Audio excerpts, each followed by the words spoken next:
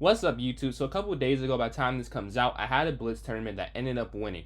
These are some games I had practicing before to get me prepared, and just to show again, I think I showed in yesterday's video, but I got 7.5 out of 8 out of this Blitz tournament, so this preparation was very effective. You can see in this game here, at 86% accuracy. In the video I posted yesterday, I believe, I had like a 97 and 93, so I had some pretty good games going on for the tournament. This one, other one I think is like 88.8 or something, yeah, something like that. Before I get into reviewing these videos, please make sure you like, subscribe, comment, all the metrics. I'm a small account trying to get to 50 subscribers, so thank you very much for the help, and let's get into the video. So I go d4, they go knight to f6, I go bishop f4, pawn to d6, pawn to e3, knight b to d7, bishop d3. Okay, now here is the opening part, and I actually played a couple games that were similar to this. I guess not too similar. They didn't do this, but a lot of the response was this, and then c5, and actually in black I might show that just for fun. And I end up doing something similar there. But they go e5, I take, they take, and bishop to g3. Now, I've actually played some games like this before, and I should not get in this position. The reason this is so bad is because once they go e4 here, as you see, I go bishop c4, they control this knight to f3 push. So this is actually not a very good start, but we continue. They go bishop to e7, I go knight to e2, they castle, I go h3. I went h3 because, say, I castle here.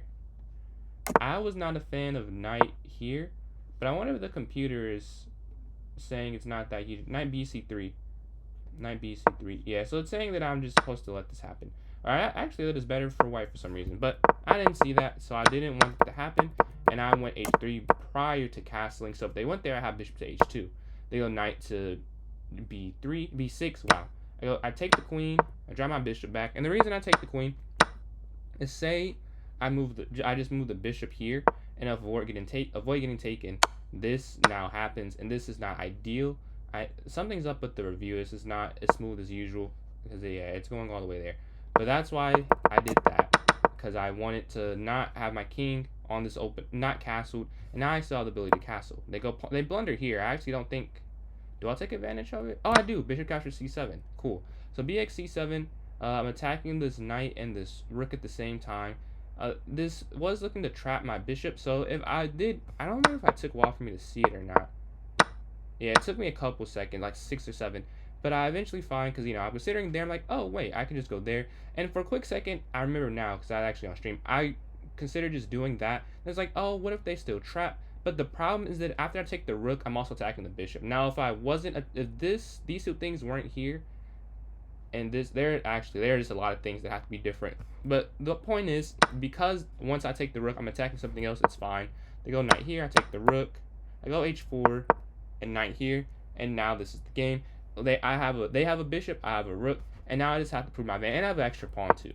They go knight here, they're looking to eventually attack this weakness, and to counteract this, I queenside castle. Now, knight to d4, they're saying is a better move, and I'm not here to disagree with the computer, but this is just my thought process. I was like, it was a human solution. I didn't look for the best solution. I just I'm not saying I should have done. I wish I should have taken more time. My thought was, well, once I castle, this 4 can never happen. The pawn is protected, the bishop is free, and nothing is going to go wrong. I go bishop f5, I go knight here, take, and this was actually wrong because after rook here to c8. Now, in my head, for whatever reason, and it was something I got to get out of, I was thinking, oh, they're just going to take, I'm going to take, and I'm going to have a great position. But after rook c8, I had to sit and think for a little bit like, this is not what I expected. And I make an accuracy c4. Now, I'm still winning, but it is not the best way to go about it. The reason I want c4 is because I wanted to stop this pawn from rolling down the board, but the computer is saying it doesn't matter because after knight here, I realized that I mess up. Now, it's check, and I have to take the knight. Now, if I go over, if you don't see it here, just knight captures, and then this is still winning. I definitely mess up because I don't think for whatever reason that it is winning, I don't think I do. And I go here. So I'm actually still minus 2.7. I think the reason is, while I did give up that advantage, squander that advantage, as you see I have 7 pawns, they have 6, and this is going to fall eventually. So I'm going to be up 2 pawns when everything's said and done. They go h5, I go king here to, what is this, to d2. Bishop comes here, knight goes here to c6. I'm trying to stop the bishop coming in, because once they get there, I felt like there would be some type of issue, so I want to stop it. They go bishop to c5, I go pawn to f3, trying to push this pawn forward, although it's saying I should have went here. Did not even consider. So I want to look at that, because I'm a little curious. So if I went b4, can they not just, Oh, wait. Is it like a sacrifice? Because here, now the bishop can't go. You know, I would have never done that. So I'm not going to be too. I would have never done that. I would never. So, because it's just kind of hard to see. Like, you're just sacrificing a pawn. But maybe so that the bishop can't get in and the knight will always guard that square. That's my thought on it. But I'm not mad. That is kind of hard to see. They go f5. I drop my knight back. And I actually did not elaborate on that. So I'll go e4 to continue the light square chain. I want to cut off the bishop. They go king over here to h7. Why this is the best move, I really don't know.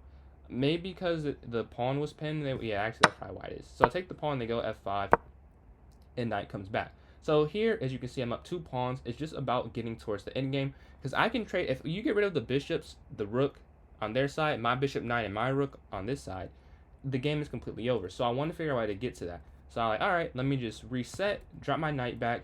Nothing is going to happen when they take this pawn because even though this is a pin, this pawn guards it. So say it was something like this, there are certain lines if this pawn's not there where I lose the bishop. Because it's protected from both diagonals, it's perfectly fine.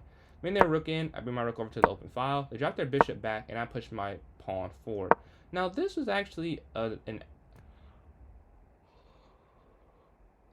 excuse me. I just glitched out for a second. But this is actually a miss. I should have went knight here to c6, which is funny because even in the game, I saw knight c6 after this, but it didn't click that I could have just done this initially until right now. Like I could have just went there. But they go bishop here.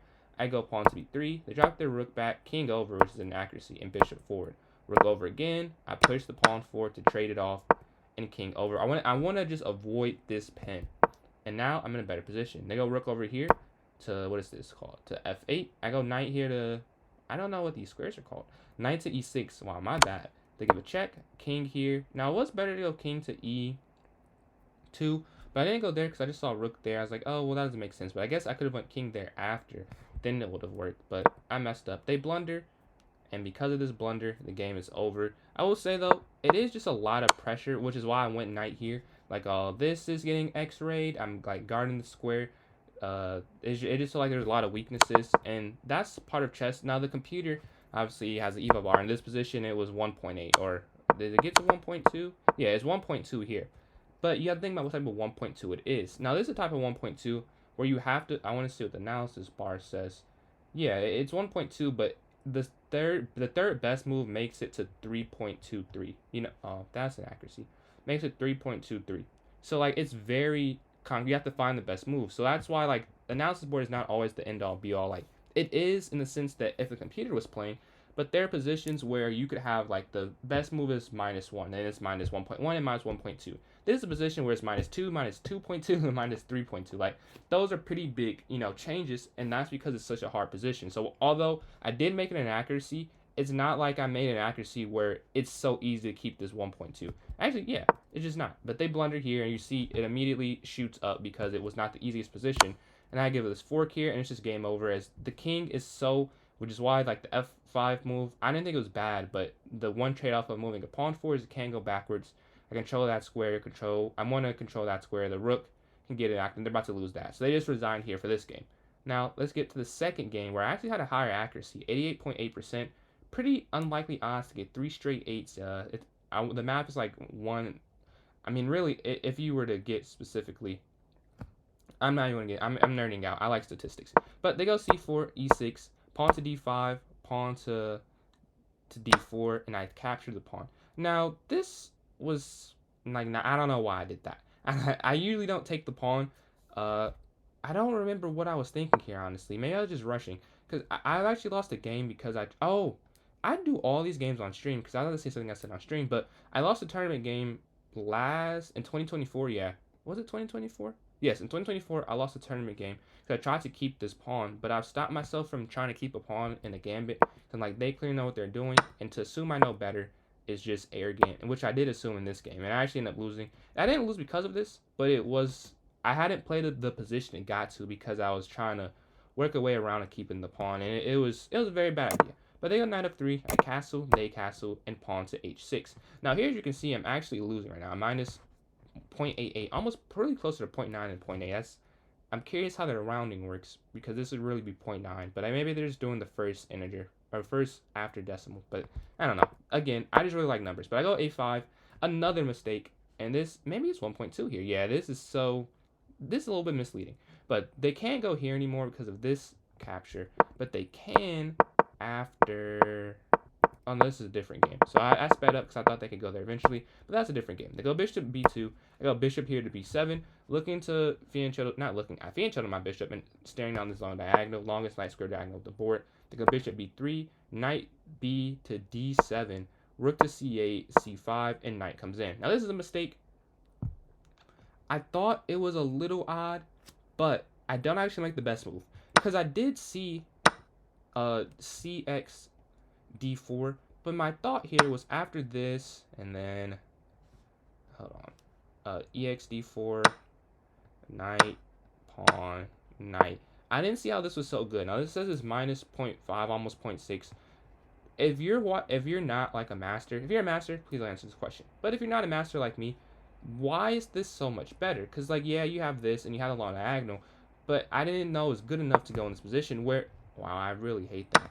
But now when I go knight here, it does make sense to me because they have these double pawns. Whereas the other position, they wouldn't have the double pawns. Now, obviously, I know that f4 is not the worst move, but now they have this weakness where I don't want to go f4 immediately. They go queen here to f3, which I did not get. There are a lot of times I can understand a bad move. I make a lot myself, but this one didn't make sense. I want to have a knight there. I would have just pushed the pawn forward, honestly, but I'm looking at the issue. It's probably just knight there, but then bishop to c2, and then it just seems like e4 and f3 like eventually would work, but they go queen f3 nonetheless. Go rook over here. Now this isn't a miss. This is a miss, but it's not the like it doesn't make sense for me to do it because it's saying I should just take the knight. But the reason I didn't take the knight is because of this line. Because if you see knight captures, I think they have to take the bishop first. I'm pretty sure. Yeah, queen x b7, and then I take their bishop, and then they take this. And this just felt not very good because, you know, this is hanging. So once I go rook f8, they're queen, and they can just take this pawn. And they're just really in my position. And I just didn't really like that, so I didn't go for it. So that's, why is that not working? But yeah. I'm sorry. The game review, for whatever reason, just doesn't work the way it used to work.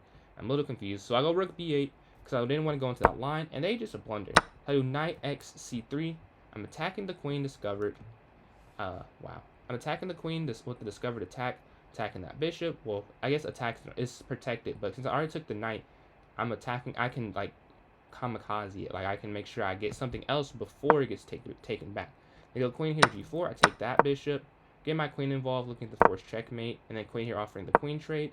Queen drops back, rook over. Now I didn't want to go bishop here, but you have to set up everything. Make sure I get this file first. They don't want to trade because they're down. They slide over. Get my rook involved, and now I can go bishop here, which I wanted to do.